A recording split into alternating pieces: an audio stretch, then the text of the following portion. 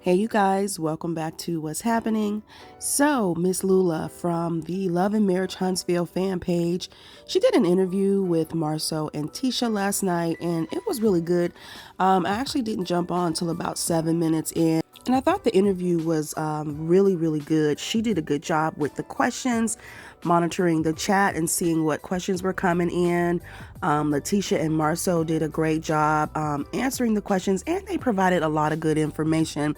I did break the video up into 2 parts because the video or the interview went on for about a little over an hour. So take a listen to what they had to say. They talked about the comeback group and kind of what those intentions were, and just the things that they wanted to do in the community, African-American community, and they give a little bit of information about what we kind of can expect from the show. So if you are working from home, listen to it during your work or during your lunch hour. But take a listen and comment below and let me know what you think.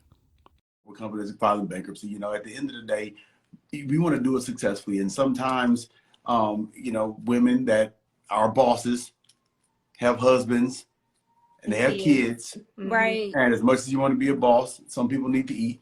And as much as the husband wants to be a boss, he got bills, So that's real life. Right. We can say a lot of stuff that's not real in terms of just like giving you these high platitudes. But when we stepped out, kind of answer your question earlier, when we wanted to be in this, it's our goal. And even with the questions tonight, I think it's unfair. The most respect someone can ask of you, if someone asks something of you, the most respect you can give them is to give them your answer honestly. Mm-hmm. Don't tell somebody it's 3 miles when it's really 5 and you know it.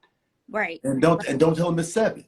Right. Just say, hey man, this is the path I took. This is what I went through. Mm-hmm. And just be fair with each other. And that way we as a community can grow. Right.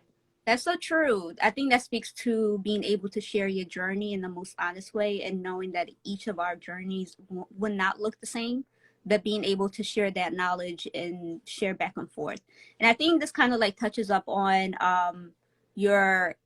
especially the first season and 2, you guys talked about the power of Black economics, and you guys were very intentional about showing up for your community, being able to build your business within your community, a lot of the development work that you did within your community, empowering Black people, employing Black people. So how has that been impacting your community? Because from what we see, at least from TV and from the articles that I have read, you guys have contributed a lot to Huntsville.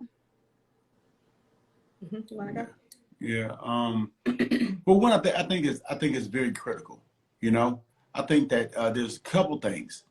The way the original comeback group, Your messages. Got text messages. Yeah. The way the comeback group originally was founded, we were sitting around, we were kind of talking, and eventually it came to understanding that the number one thing that's missing from the African American community is African Americans. Mm-hmm. We are grown in this neighborhood. We're all from one of these neighborhoods. And once we make it, essentially the number one goal in the community is to get out. The number one goal of the hood is to get out. Yeah. Right. And if the good always graduates and leaves, then how can that community ever become better? Right. And so that's what the comeback was, that we can make a comeback if we come back.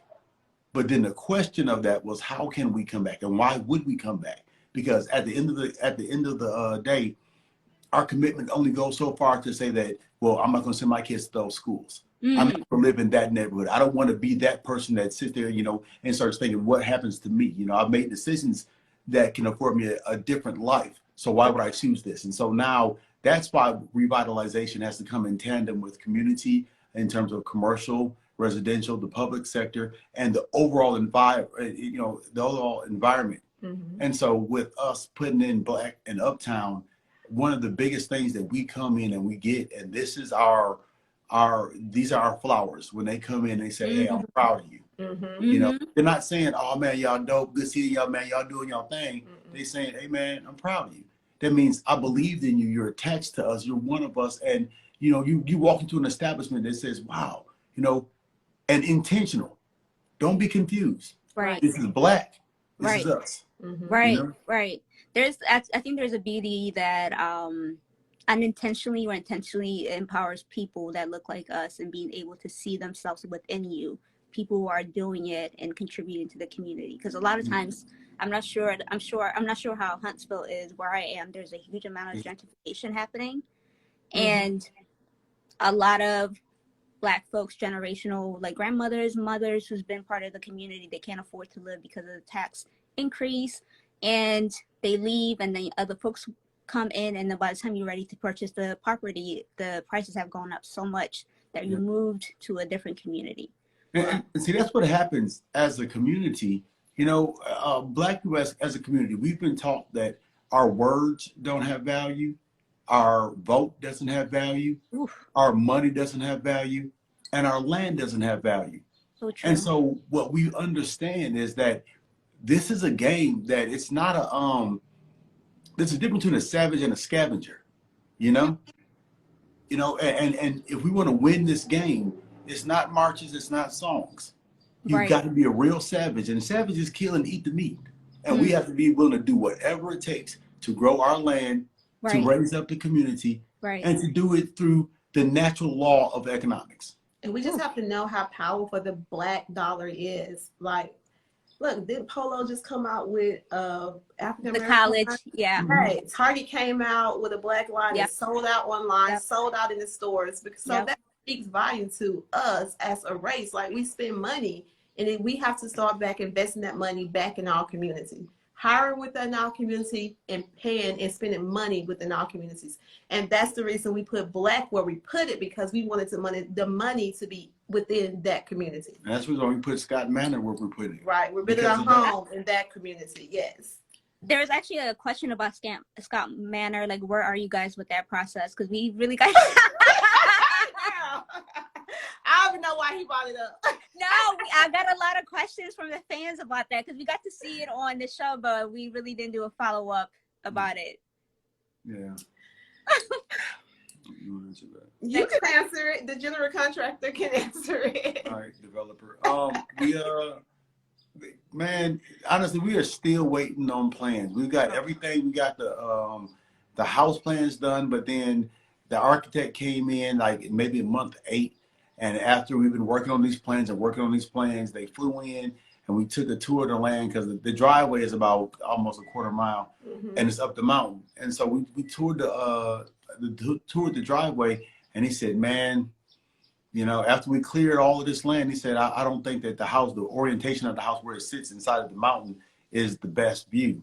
And so he wanted to change some of the dynamics of it. I said, okay, fine. Because at this point, I'm not going to rush it just to make this house to sit on top of this land. We want to make sure that they work well together. But it's just taking time forever. I swear to God, we just got some other news the other day when we were talking about the civil plan. So it's just. And we talked about it this season on the show too. So you guys can follow us along on that journey as well. Yes. There was a question about, is your uncle still in charge of the development plan?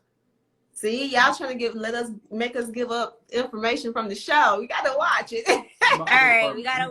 My uncle's firm is still in it. Yes. Okay. But I want to go back to Black and the success of it. Congratulations, because I feel like it's just booming and it's beautiful to witness. Is there any plan on expanding Black in other states? Absolutely. Yeah. Yeah, we're currently looking for locations. Right now, our 2 top is Houston and Atlanta. We're looking for a location in Atlanta, and we're also looking for investors. So, yeah. Yeah, I got a good amount of questions about that. So, hey, if you're interested in investing, there you go. This might be an opportunity. Yeah. And if you guys can type the link where they can order the champagne, because they're asking a lot about it. Let's see. It's blackcigarlounge.com. There you go. Or you can go to the Instagram page and then click on the link. Yep. Find it that way too. Yep. I'm going to put it in here right quick. Okay. Oh, darn it. Nope, I did that How long wrong. you been married? We've been married for 4 years. We're a college sweetheart, and we're also Greek. I'm SGRO, he's Kappa. Aww. We love the Divine Nine. Yes. Yeah. So, when I first, Sorry. You're a what? You're SG-Ro. SG-Ro. He's Kappa. Yeah. Did you know that he was Kappa before you married him? Yes, I did. We played around the same time, so. Okay, so you just decided to let go and let God. Oh my God! God, he can do it. He can do it. He can do it. Yeah. So we grew up together pretty much all of our undergrad and in our 30s right now. So that's why I was like very relatable when the show first aired, because a lot of like you guys were very much so like what we're going through and being interested in real estate as well. So. Okay. And he didn't have any of those Kappa signs growing up. He just kind of turned. It happens. You never know when they're growing up, but you know, we just pray for the best. That's the best we can do for our kids, you know. Well, I will send your prayers and pass it to him. So I'll let you know what he says. Well, hey, they said the first 5 years. That's the tough time, the hard time. So you guys, you're almost there.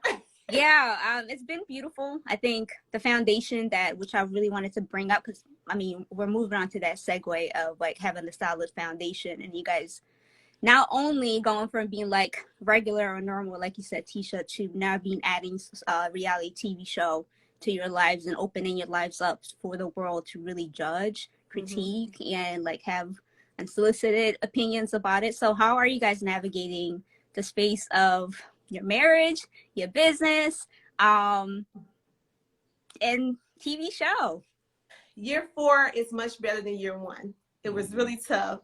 So mentally, it was tough. And so I had to get in tune with praying and meditating. I'm like, look, God, you gave me this platform for a reason. It's not something I went after, you know, it just, you know, it's something that happened to us. And so I had to make sure mentally I was there with listening to God and in the direction he would like for me to take with everything. So you guys see that on the show. I know people say all the time, like, Tisha, don't cry. You know, I'm you know, emotional and I wear my feelings on my shoulder. And I think I've gotten better as time has gone on the show. That's something that Love and Marriage Huntsville has definitely taught me.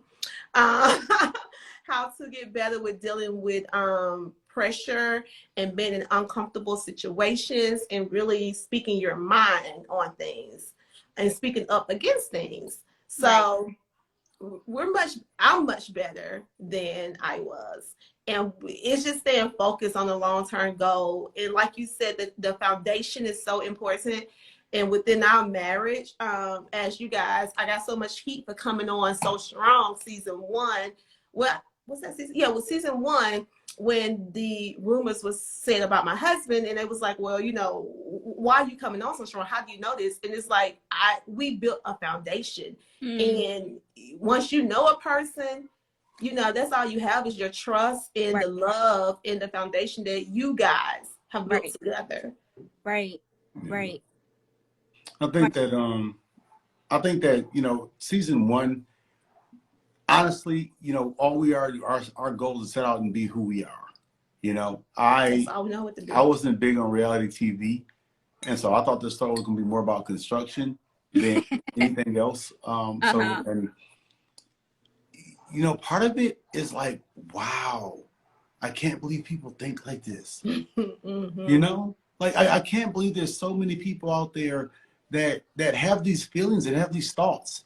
And while I've always been around people, I've never really been, you know, I don't have that many friends. You know, I have a lot of associates and I smack a lot of hands, but I don't have that many people that I call friend. And with that being said, it's just strange seeing how people actually think, you know. But I also see there's a group of people that I think that are inspired by it, and I think that God chose to make us a light for a brief moment in time. And I know it's our goal that we can, you know, illuminate a path that we saw and that God showed us. So that's one aspect of it. The other part of it is like, man, I guess people don't realize they don't know who we are. Well, like, that's what I was going to bring up. Like, what's reality and what's real life? Like, what are some misconceptions that we have about you guys based on the show that we watch versus, like, who are really, like, Marsau and LaTisha that we don't know of? I think that our social media speak a lot for who we are. Like, yeah, you know, you have the TV show, but then you also see us on social media. So you have to pay attention to what you see about our life that we're displaying on social media. Like, we're trying to get the audience to see a little bit more about us.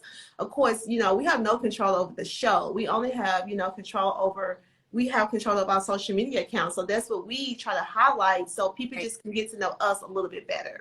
Well, and we're extremely dynamic. Like we're so many different sides, you know, and that's one of the things I think that helps us relate to, you know, our current community. You know, we're coming from an age where Black is very diverse and has a lot of variety, and so you meet an engineer making 175K that can play spades and cuss you out and go to church and barbecue. And, you know, and to get drunk, but not too drunk, and, you know, might grab, you know, whatever it is. And so they're very versatile, and that's who we are, you know. So in one moment, I'm an intelligent guy who understands and really wants to push people towards the next level. But then the next moment, I mean, you're sitting there talking about my family, and I'm like, the hell with you, bro. Like, really, your mama, you are you know? the clap back king in the comment section. You got me cracking up with some of the comebacks that you have. Like, I'm not too big to read comments. Matter of fact, the difference is everybody reads comments, okay? Every celebrity that tells you they don't read comments is lying. Everyone reads comments. Like saying, I don't look in the mirror. Everyone reads comments. The only difference is they try not to act bothered. True. Sometimes as a human, I'm bothered. Right. You know? And sometimes I just look at you and say, man, what kind of audacity you got? So when you make a comment, I'm going through your pictures. Yeah. I'm gonna see if you got the right to say this. Because maybe you do. Maybe you do. Then again, maybe you don't. You definitely need to be coming as people's mamas. Whatever. The mamas. He did. But like to just kind of piggyback on the having solid foundation and also being married parents and being on reality TV shows. Tisha, you spoke about the effect of social media, the negative effect of social media. And Marsau, like I feel like every season there's an allegation that's being thrown at you. How do you navigate? I want to ask you guys about like how do you navigate these allegations, because they're being printed like on Google, YouTube. Like how do you guys navigate from business perspective and also from your kids? Like, do they have access to social media? What type of conversations are you having with your kids? And also as developers, as partners are wanting to partner with you, like how do you explain what's being put out about you? I speak so much as far as the kids, because we have a high schooler, right? So we have a 15-year-old, a 10-year-old, and a 7-year-old. Right. So I just talk to them about it, honestly. That's because I have to now. At first, I just try to protect my kids as much as possible. Like, don't get on social media. Don't believe what you hear. But now they have their friends coming to them saying, hey, your parents is on TV and showing them clips on YouTube. So especially my son, I think we talked about it on the show. I really just have to talk to him, and I have to explain to him the way he would understand. I'm like, listen, just like you have bullies in school, you have adults bullies. So, and that's real life. And a lot of times kids grow up to be adult bullies, or a lot of times the kids that's in school that's bullies, their parents are bullies. So you have real live adult bullies. That's what I call them.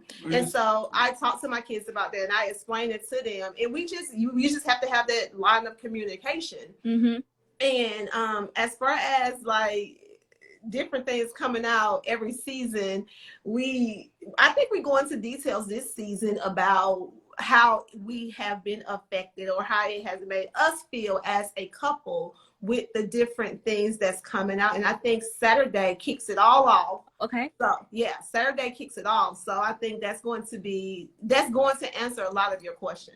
Oh, good. So I don't want to give away too much information, you know, because I still want people to watch it and see how it's played on the show. Well, I think that also with the things, it's really tough, because when it first comes out, you're looking like, okay, what are they saying? Are they saying anything that you can, you know, contest or take them up on, you know?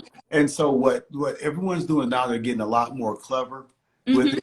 I mean, they'll create some kind of fake account. they'll attempt to report a news. They say, hey, listen, I heard this. And so talking to Maurice about the legality of it is that, you know, sometimes people are covering themselves to the point where they can't be sued. Wow. You know, but I'm certainly not above making a buck off the back of someone who thinks they can just talk smack and get away with it. So I like it. Go ahead and do with it. You know, do it. Yeah, I guess, you know, promote it, whatever. But it's just so crazy because, again, this is like, I can't believe people are like this. Like, I literally cannot believe that people are sitting back, plotting and trying, and it's like, it can be the most baseless thing ever. Yeah. Like, someone can literally get on there and say he has 2 outside children, and people run with it. And I'm like, really? And it's just so crazy because I think it takes away from the real issue, because we've been married for 15 years. So we have real issues within our marriage. So by people coming out with fake stuff, it takes the focus away from really trying to showcase what we're really going through and how we're really navigating through that, because we have to deal with this BS over here. Yeah. And just because, you know, when you say, well, people say it, then a lot of people say it, then a lot of people say it. I mean, a lot of people say it, a lot of stuff, you know, but it's ridiculous. And I think it's just getting to the point now where it's not even fun We're anymore. tired of it. It's like, okay, guys. It used to be fun to laugh and joke about it and say this. You can't even joke about it anymore at this point. It's like, seriously. It's old news. It's like it's something new every season. Like, it's like recycled. Couple times a season, I was just curious about like how that affects you business wise, but also with your children. I know we don't really see your kids on TV as much, but no business. Well, the contract that you was getting, I got it. You got it, yeah, but it didn't affect it, but it could have. A lot of things can. It's really gonna be hard to affect me in life. And so if someone wants to affect me at any point, I mean, it's going to be a full-time job for them. You have to give up a lot. You have to give up a lot of stuff. You got to pack a lunch. You got to wake up early. Noted. Okay. Okay, let's get into this upcoming season. The trailer that came out was pretty intense. I was trying to put like clues together to see like if I could make sense of it. But so it looks like right after the last reunion aired, you guys started filming right away, or close to it. But so I'm curious to know, and there are a lot of questions about the various dynamics within your groups and how that's being played out. Before I say that though, Tisha, Carlos said this season you are not to be played with. What does that mean? Like, you're coming out. I don't know. It's so funny because everybody's like, I want to see the new Tisha. I mean, I'm happy that the new Tisha's coming on. I'm like, but I've always been that person. So I guess because maybe I'm a little bit more vocal. I'm not just quiet and listening as much. So maybe I am, I'm speaking my mind more. I'm calling people out on the BS. Like, if it's wrong, it's wrong. And I'm just going to call you out on it. So maybe that's what he's saying. Okay. So we'll get to see more outspoken, I guess, more than usual, Tisha. I'm excited to see. So, Marsau, what are we going to see in your kind of friendship, relationship dynamic with Lewis? Because during the reunion, there was a really not tough conversation, but challenging conversation in a way about someone's like expertise when it comes to marriage. Like, are we going to see that played out this season? Well, it's my opinion that that people have a right to their opinions. That's fine. But you don't have a right to share your opinion with me unsolicited without, recurse. So when it comes down to it, is that you can share your opinion with me, and then I can share my opinion with you sharing your opinion to me. And it's like that. I think that the same people that want to sit back and make, and I'm not bitter at all. Right. I'm not bitter at all. I'm like this. And so the same people that make opinions of my life and of my marriage, based on what they've seen on television, right, you know, and they want to share those with me, then I'll share them with them how I feel about them, you know, and their situation. And so here's what you haven't seen, right? Here's what you haven't seen. You see it a little bit on social media, but I really don't start stuff. I really don't come in and start anything. mm-hmm. I'm not normally the one that comes in and has a problem off with you. I'm not the person that comes in and just makes these sly comments about you. Now, there are times that I've joked around, and I get that. And people take the joke the wrong way, or they feel it bad, and I've apologized or whatever. But I'm normally not the person that just pops off and just says some under the belt stuff to you, right? And people have this thing that they can just say that kind of stuff to me because I can take it, or because I'll joke. And every now and then, I'll just return fire. And no one wants that return fire, all right? No one wants that return fire. Then when that return fire comes, then I'm the bully. Then I'm the bad guy. Then I'm the aggressor, you know? Right. But that's life, though. Life doesn't teach you. I mean, you drop a cup on concrete, it breaks. No one gives you a warning, you know? That's very true. We've been defend small or defending ourselves a lot on the show. Like, I feel like with a lot of different scenes, I'm like defending my marriage, defending our relationship, and it's still to this season. Like, people still have opinions and things to say about our marriage, and I'm fine with that. I'm fine with that. I mean, we're on this social. My thing is, we're on television, and you have a right to have an opinion of me. Right. But you're on the internet, and I got a right to have an opinion of you. And if your page ain't private, and I can see your family, then I got a right to have an opinion about them too. So let's just exchange opinions. Right. So I guess be ready to take whatever comes with it when you open your mouth. This is what we did. This is what we did in school. Like, we were the poor funny kids. All right.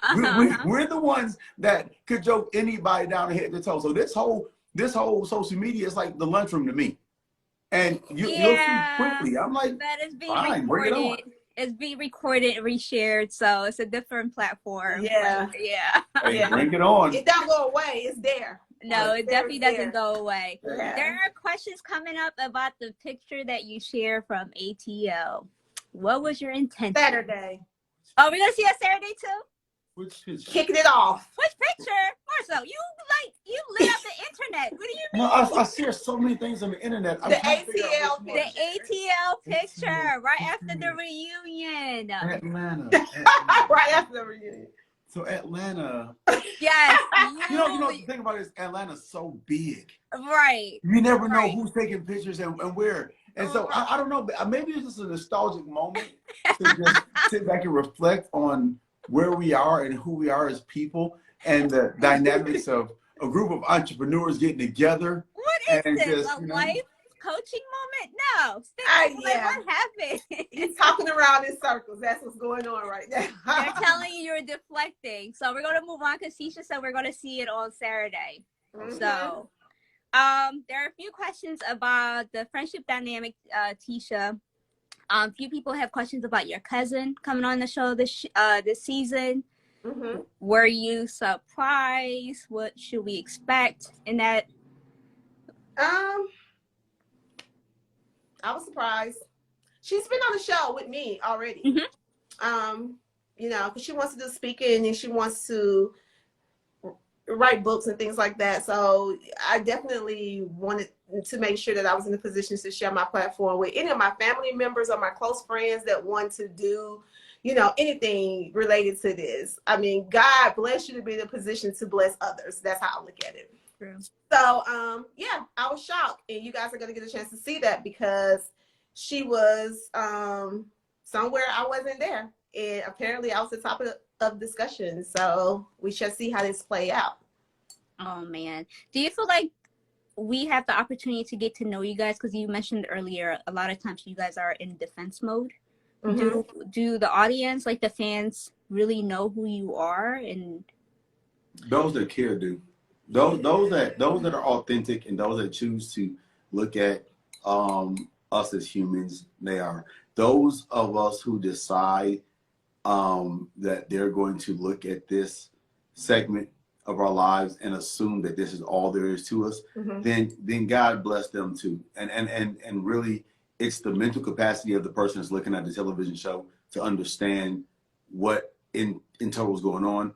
And the people that care to look beyond the surface, you know, if they look beyond the surface, then they'll see. If they don't, then they won't. And if they won't, then thanks for watching.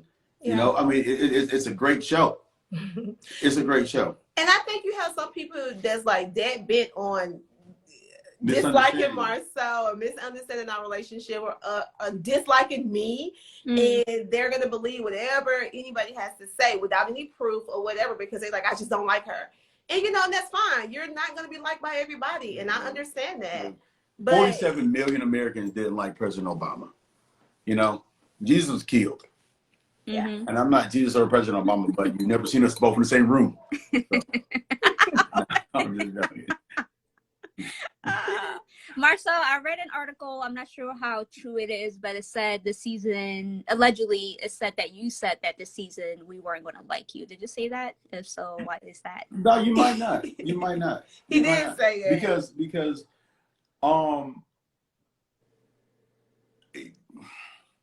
when I hit hard. Aww. And after I get hit, I hit and I'm not really ultimately concerned because I'm at a point in life where you're responsible for your words. And don't just say that shit to me. You know, you don't have a right to walk up to me and just say this what you want to say. And if you want to play this game, I'm going to show you how it feels. And so I've been put in a position to where there's a glass and a concrete. Right. You drop the glass, the glass breaks. You know what I'm saying? And that's life. So like I said, this is a really good interview. So like I said, this is part 1. I have added part 2 here at the end for you. So go ahead and click on it and listen to the second half. All right, you guys, thank you for watching.